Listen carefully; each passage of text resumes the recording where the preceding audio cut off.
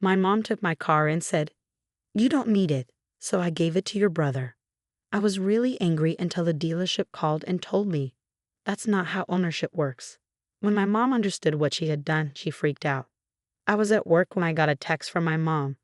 "I gave your car to your brother. You don't need it, he does." I thought it was a bad joke, but she was serious. She had given away my car, the one I paid for with my own money. I left work early, feeling angry and scared. By the time I got to my parents' house, my hands were shaking. My car was gone. I stormed inside and asked, "Where's my car?" trying to keep my voice calm. She didn't even look up from her phone. "Your brother needed it more than you. You work close to home. He doesn't. So I gave it to him." I was furious. "You gave it to him? That was my car. I paid for it." She finally looked at me and just rolled her eyes. "We're family. What's yours is his. You'll be fine without it." My anger was boiling. "You've had no right to do that." "None." She shrugged and said, "Actually, I did. The car is in my name." My stomach dropped. She was right. A year ago, my credit was bad, so I asked her to co-sign the loan. But I paid for everything, the down payment and all the monthly payments. I trusted her. "So, you just gave him the keys?" I asked, voice shaking.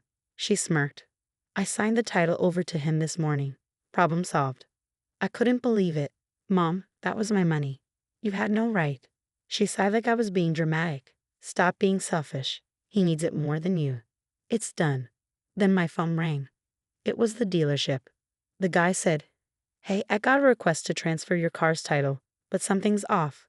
The car isn't paid off yet, right?" I froze. "Yeah, there's still a balance on the loan." "Exactly. The contract says the car can't be transferred until it's paid in full. So whoever signed the title over had no legal right to do that." For the first time that day, I smiled. "Oh, that's good to know." He chuckled. "And since you're the one making the payments, you actually have the legal right to the car. I can flag the transfer as fraudulent if you want." "Yes, do that," I said, my hands shaking from excitement. "Consider it done," he replied.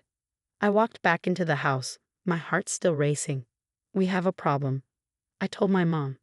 She sighed loudly. "What now?" "The dealership called. You can't transfer the title.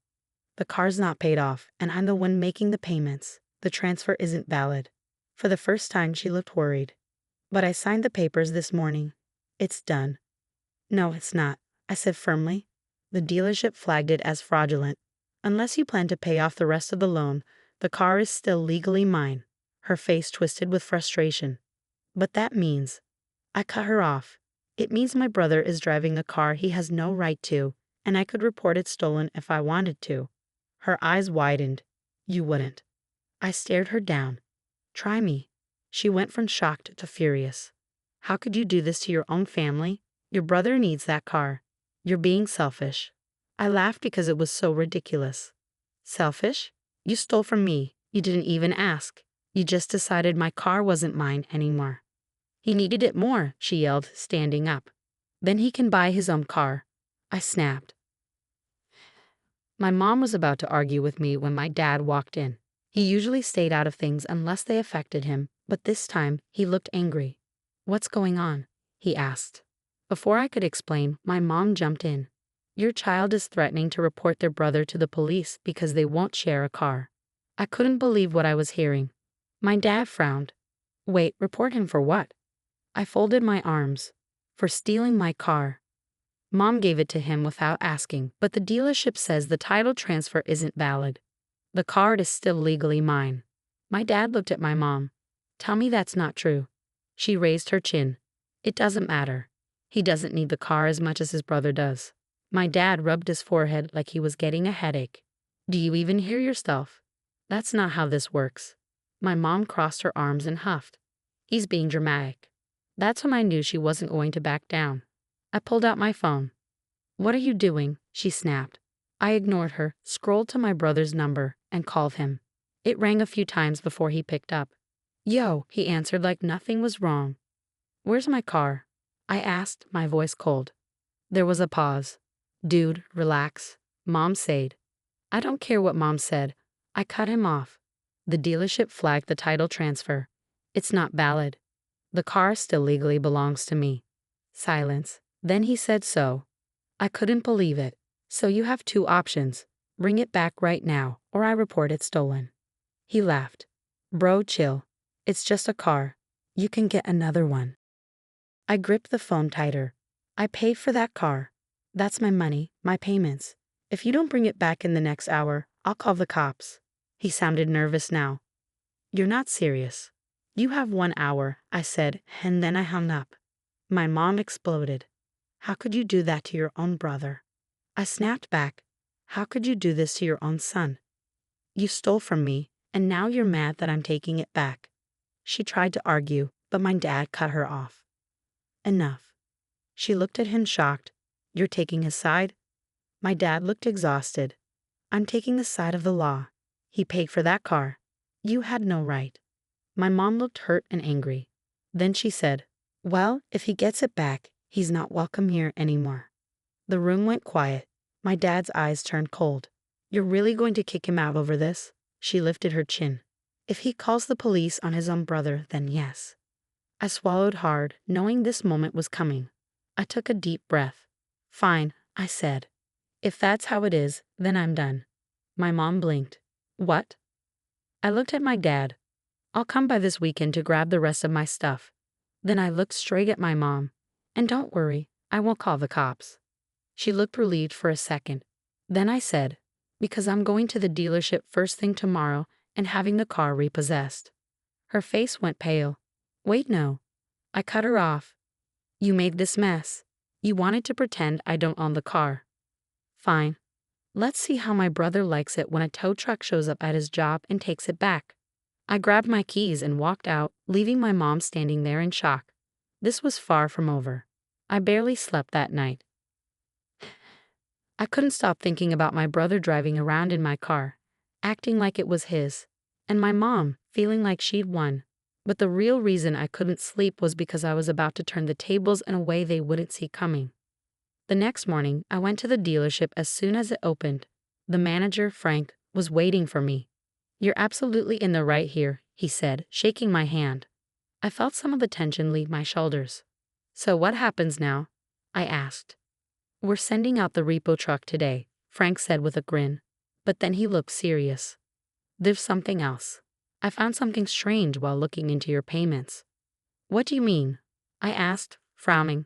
Frank slid a paper across the desk. I looked at it, and my stomach dropped.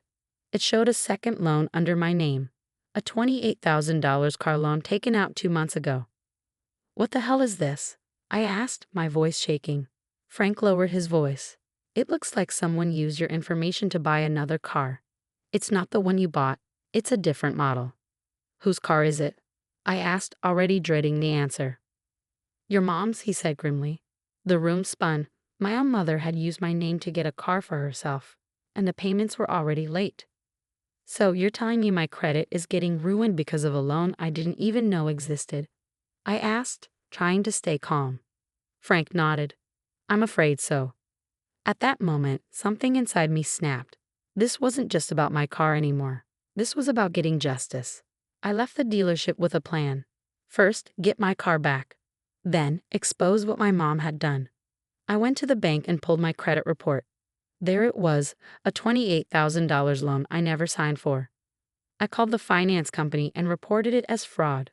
The lady on the phone sounded worried. Are you saying you didn't approve this? She asked. No, I said. And I want to file a fraud report. After answering some security questions, she spoke carefully. Sir, the co-signer on this loan is the same person who tried to transfer your car's title yesterday. My mom had used my name to buy a car for herself and had my brother co-sign it. This was full-blown identity theft. By noon, I got a text from Frank. Repo successful. We got your car back. I felt relief wash over me. Step 1. Complete. Then my phone buzzed again. It was my brother. WTF, dude? Where's my car? I ignored him. Then my mom called. I let it go to voicemail. A few minutes later, I got a text from her. How dare you do this to family? I couldn't help but laugh. I let her panic for a while before finally answering her call. How could you do this? She shouted. You mean, how could I take back the car I paid for? Easily. You had no right, I said coldly. Her voice was shaking. "You can't do this. I needed help. You were supposed to help me." I almost laughed. "Help you? You didn't even ask me. You just stole from me." "It's not like that," she said quickly. "I was going to tell you. I just needed the car." "You ruined my credit, Mom. And I already reported the fraud. The finance company will be contacting you soon." "You wouldn't?" she gasped. "I already did. I let that sink in. And you might want to figure out how you're going to get around because they're probably going to repossess your car next." She screamed, and I hung up. By the end of the week, both cars were legally repossessed. My brother had to take the bus. My mom kept calling and texting, begging me to fix things. But I didn't care. She stole from me, lied to me, and destroyed my credit. With the dealership's help, I filed fraud charges. The finance company backed me up. My mom was now under investigation. And when my dad found out what she did, he left her.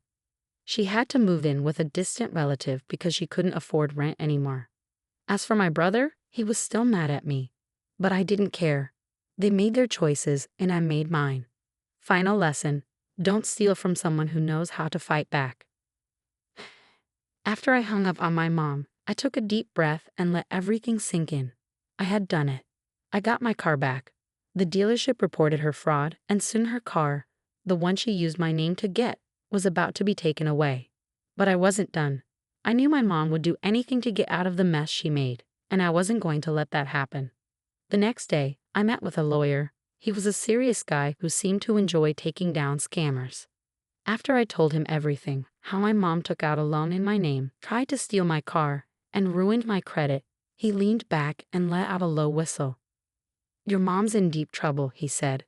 "This is identity theft, fraud, and technically grand theft auto." "So what can we do?" I asked. He grinned. "Oh, we can do a lot." Within 2 days, he filed official fraud claims with the finance company, the credit bureau, and the police. By the end of the week, my mom got served with legal papers. And the best part? Her car got towed right in front of her. I didn't see it myself, but my dad, who was completely done with her at this point, sent me a text. "Repo guy just took the car. She's screaming like a maniac." I couldn't help but laugh. Then came the real meltdown. My mom started calling me over and over, leaving voicemails that went from begging to angry to desperate. First message: "Sweetheart, please, I made a mistake, but we're family. Let's fix this together." Second message: "You selfish little brat. After everything I've done for you, this is how you repay me." Third message: "If you don't drop this, you'll never see a dime of my money when I die."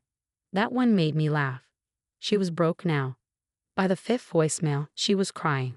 "This is going to ruin my life. Please just talk to me." I didn't answer. She stole from me, lied to me, and destroyed my credit. I was done with her. The aftermath. Once the fraud claim went through, the finance company erased the fake loan from my credit, and my score bounced back quickly. But my mom, she was screwed. Because the car was under my name, the finance company made her pay the full amount. And when she couldn't, they took legal action.